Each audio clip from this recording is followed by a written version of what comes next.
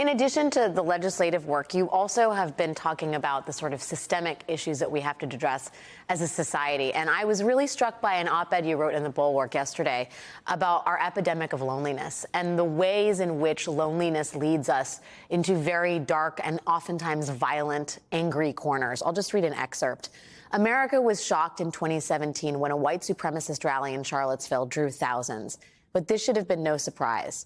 Loneliness is driving people to dark, dangerous places, and those young white men carrying tiki torches are only the tip of a giant iceberg of isolated, angry people whose search for meaning might lead them into a seething anti-Semitic or racist mob.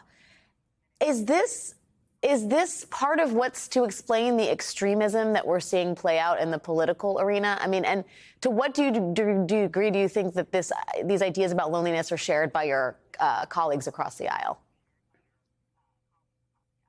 Well, I'm really honored you read that piece. I think that a path to finding common ground between Republicans and Democrats is just spending more time thoughtfully inspecting the problems in this country.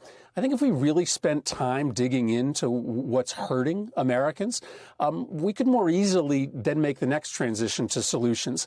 I really think loneliness is an enormous problem in this country. The data tells us that today, 30% of Americans feel intense loneliness, 10% 30 years ago, 60% of teenagers feel lonely. And it doesn't make sense, right? Because we have so many more ways to connect with each other. There's something about online existence that actually is driving feelings of isolation. And the withering away of communities, of community institutions, of downtowns, all of those opportunities we used to have to connect with human beings in person, they're gone. We now buy our groceries, and we do our shopping online. We've got to talk about this epidemic of isolation and loneliness. And yes, Alex, I do think that Republicans and Democrats both agree that this is a problem. And I think if we really spent the time thinking about how people feel in this country, we might have an easier time getting to those solutions. Because I bet you Republicans and Democrats both care about restoring the health of churches and local civic clubs. Both Republicans and Democrats are talking about regulating social media to have more healthy experiences for our teens. So I think there's common ground there. And I'm glad that people are paying attention to this piece I wrote the other day about loneliness and isolation.